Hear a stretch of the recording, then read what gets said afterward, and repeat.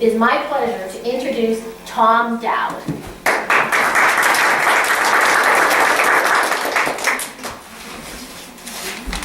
Congratulations, all of you are on time, which always makes me happy, and then you have the people that spurred in the back later on in life. What I want you to walk away with from today is, first of all, let's make this an interactive session. If you have questions, if you want me to slow down, if you have comments, please offer them throughout the entire session. We don't have to wait.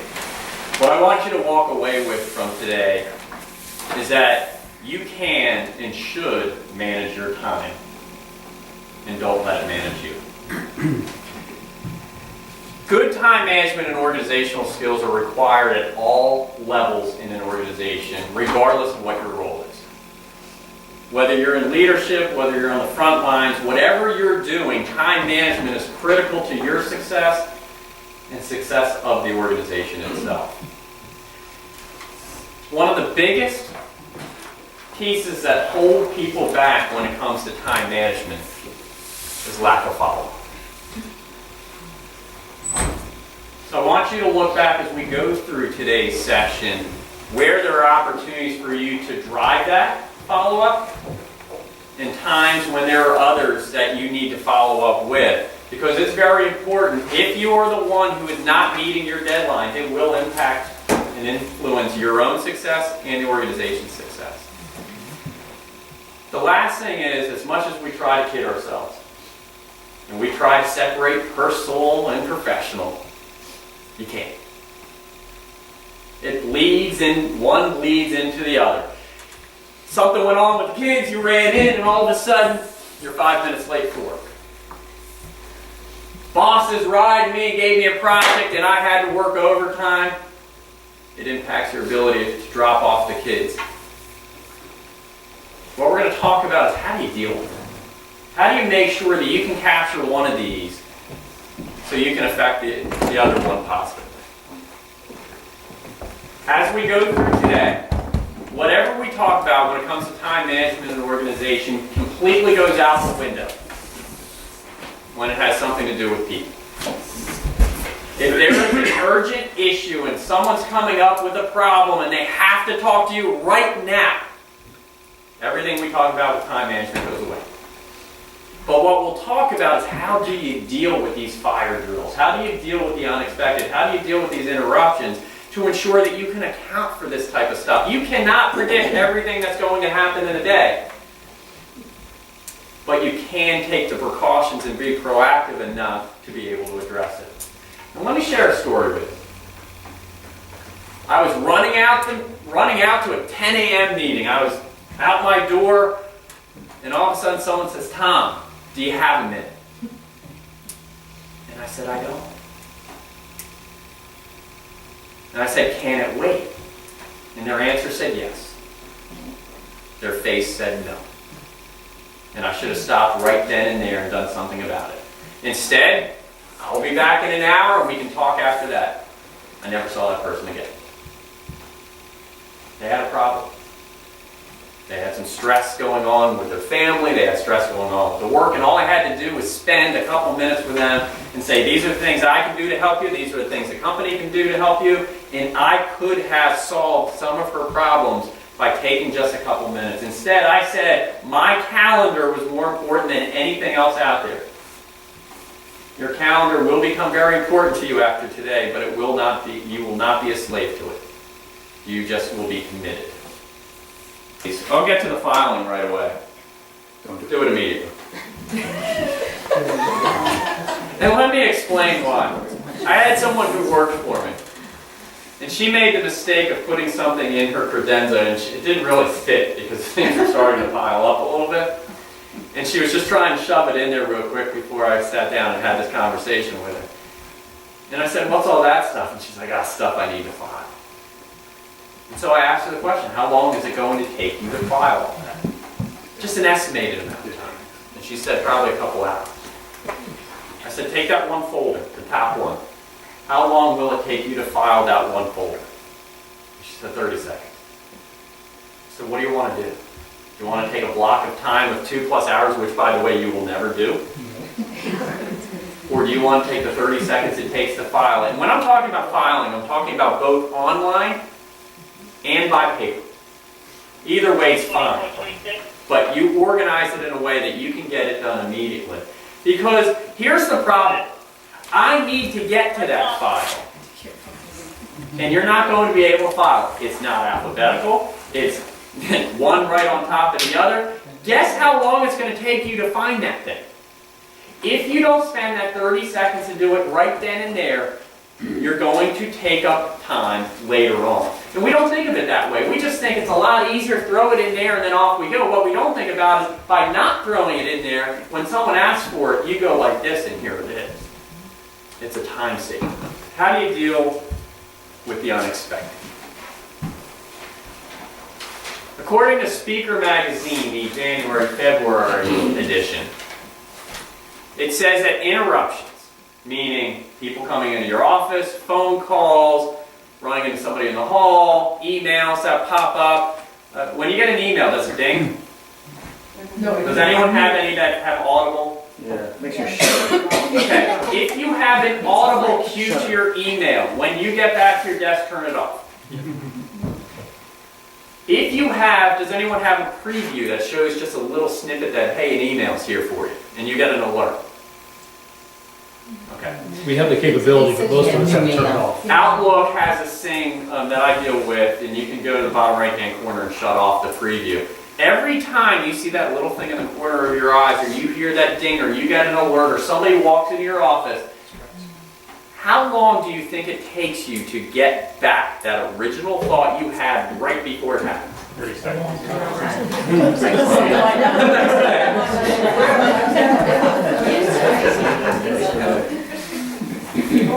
It takes 7 times the amount of time for you to get back that original thought. Every time you're interrupted. Plus, I feel compelled to answer that thing when I hear it. So, You know, time sucker. It's like that dog. Go, and you start going back and forth, and you go with what's hottest. You go with what's sitting on top of your inbox. That takes time. You think it doesn't, but it takes time. Back to the interruption piece. It takes, according to Speaker Magazine, 28% of your day is occupied with interruptions. 2 hours of your 8-hour day are dealt with interruptions. Wow. So how do you deal with it? If I have a schedule and I'm working 8 to 5 every single day, scheduled, I know, Darren. But if I am taking my calendar and I am marking it up, either on paper or online, and I have every block of time accounted for, either through a meeting or through work that needs to be done or administrative tasks, if you account for all 8 hours of work, you are guaranteeing yourself failure. So what you might want to do is on your calendar is find a block of time to either to do your inspection, read your reports, conduct the reports, do the reports, whatever they are. And I call this block of time the block that you can shift. And what you're doing is you're accounting for the time somewhere in the day, and you're accounting for things that have to be done throughout the day. I like to call this the least amount of work that you can do in a day and still consider yourself successful and productive. What is the least amount of work that you can do today and still walk out the door and say, today was a success? Because most of us have a checklist that's this long. And most of us check off the things that are either the easiest or on the top of the list. And we walk out the door and we say, was that a success? I don't know, because my list is still this long. And we'll talk about checklists in just a moment. But what we're talking about is this block of time that you're saying, and it doesn't have to be 2 hours every single day. It just means as I look out for the month, I'm accounting for certain pieces of my day. And I can shift this throughout the day. So if somebody comes running into my office and says, I need to talk to you, we have a fire drill, and this thing's due by 5 o'clock today, I say okay. Because I have 2 hours that are here, and I can account for some of that time. It's going to, I call it fire drill time. You're building in time for your fire drill. My calendar from 8 to 9 every single morning says nothing on it, except block off the time. Because it's my time to do my emails. It is my time to return my phone calls. It is my time to get my work done. When I was managing people on the phones, I had to do listening, so I take these 2 hours and I just find a block of time somewhere in the day and I try to make it happen. But I made sure, if it was on my calendar and it was a task, not just a unblocking time, I committed to doing it. Because what happens if I don't do that 2 hours of work? Where's it go? Tomorrow. And if I had 2 hours worth of stuff I had to do then, and it's the same task, how many hours do I have to do now? 4. And what we have a tendency to do is I'm just going to move that 2 hours, and 2 turns, 4 turns, 8 turns, and all of a sudden, we're at the end of the month, and all this stuff is due and piling up. We have a tendency to push everything off to the end of the month, or whenever it's due. We all have that tendency that's happening. You want to make sure that you are spreading out the things that you have to do within a day, a week, and a month. And so one way to do that is, besides not being a slave to your calendar, but being committed to it, if it hits your calendar, you're only putting stuff on here that are relating to today. Now, you might have some stuff over here to the right that says nice to do today, might do today, be shocked if I got to it today. But you'll find as we go through today with these little tips, you're going to be saving a little bit of time here and there. You might be able to, instead of pushing things over till tomorrow, because you have a list this long, you should have a list this long, the least amount of work that I can do today and still consider myself successful, and then stuff over here. And then you'll actually find that you're going to be bringing stuff from over here back into the day. If you have a meeting that is scheduled for an hour, and it gets done within 30 minutes or 45 minutes, yes, it happens every once in a while. You buy your time back, and then you can start grabbing some of those that are off there. If you remember, it takes 7 times longer to get back that original thought. You need to double the amount of time that you expect to get something done every single time.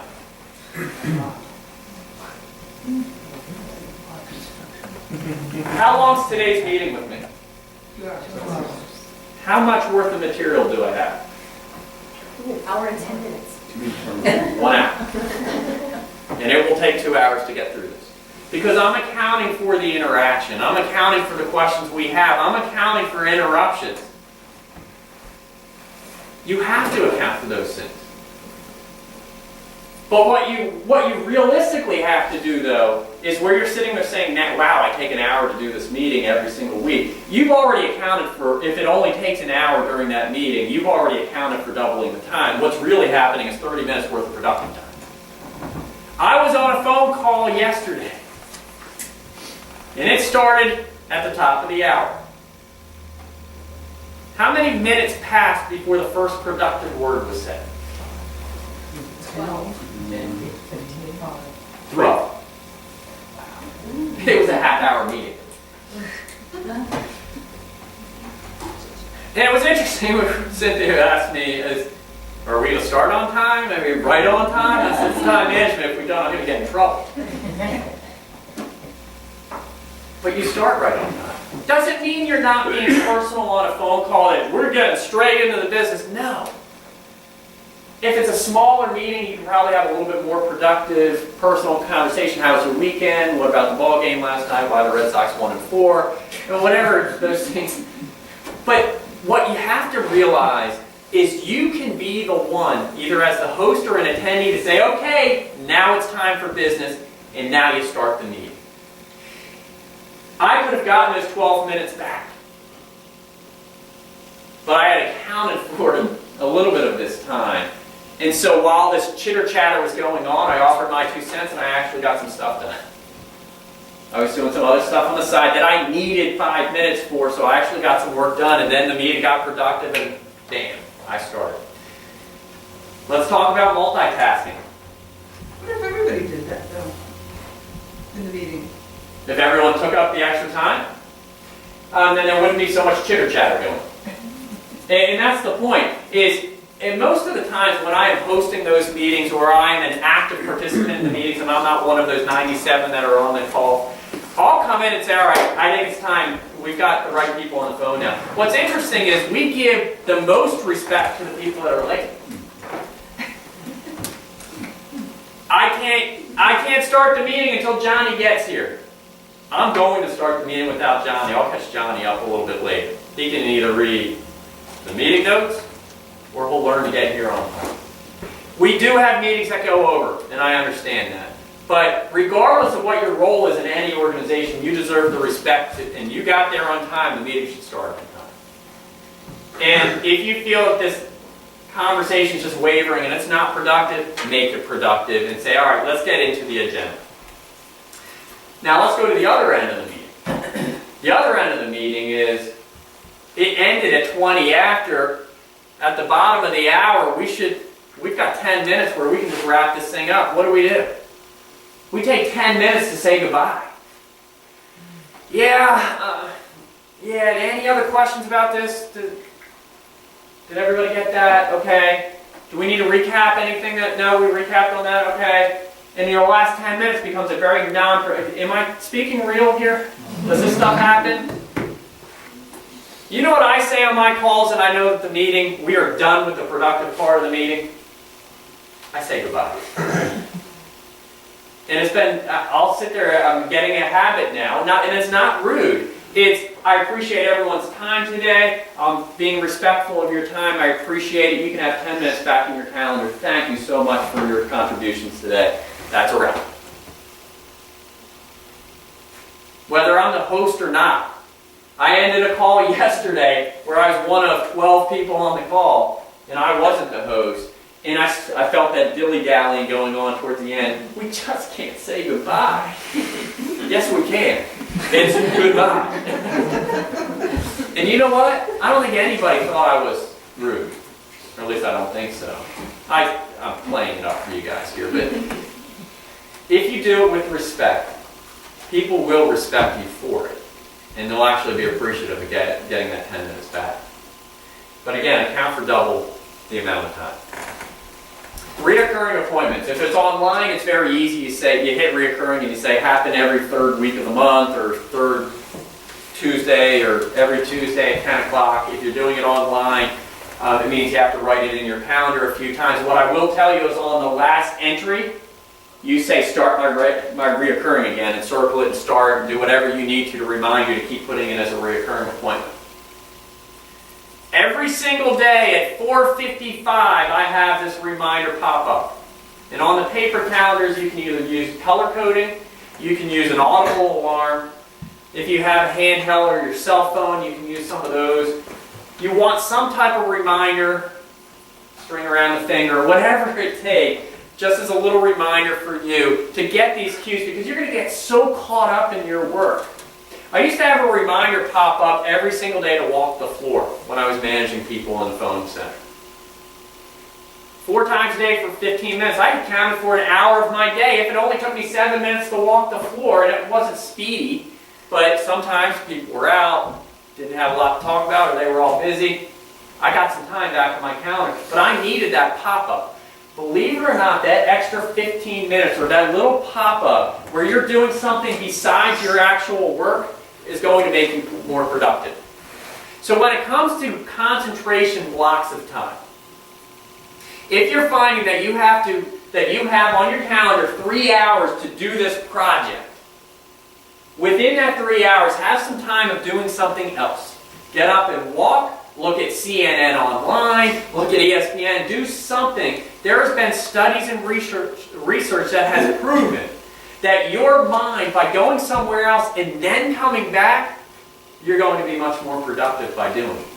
I realize it sounds counterintuitive. Yes? But that doesn't, it's not the same as the email popping up. That's the opposite situation. It seems like they're similar, they're distractions and what's interesting is one is unexpected and the other is expected. So I have built into my time, I know it's going to pop up. And it's a great point because it sounds counterintuitive. But I know when these things are going to pop up. And when you're dealing with routines, you start to build in predictability into your world.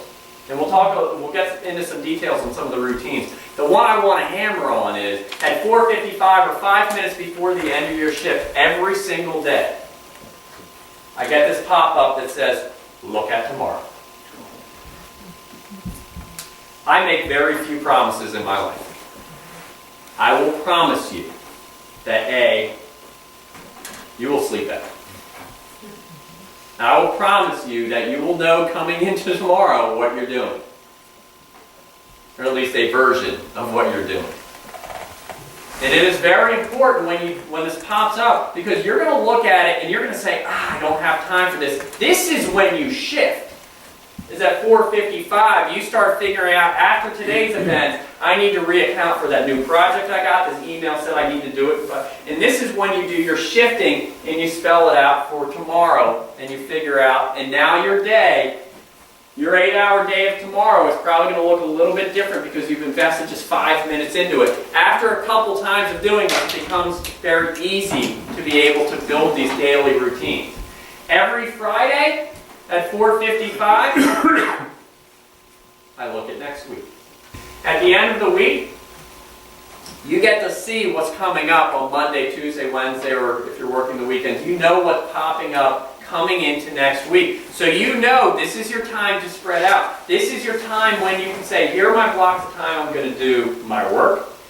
Here's my routines from 8 to 9 every morning. I'm going to do my emails. And you're going to start to figure out where your week is going to go. The next routine that pops up is at the end of every month. Look at your month as a whole. What day is that appointment? So on the 30th?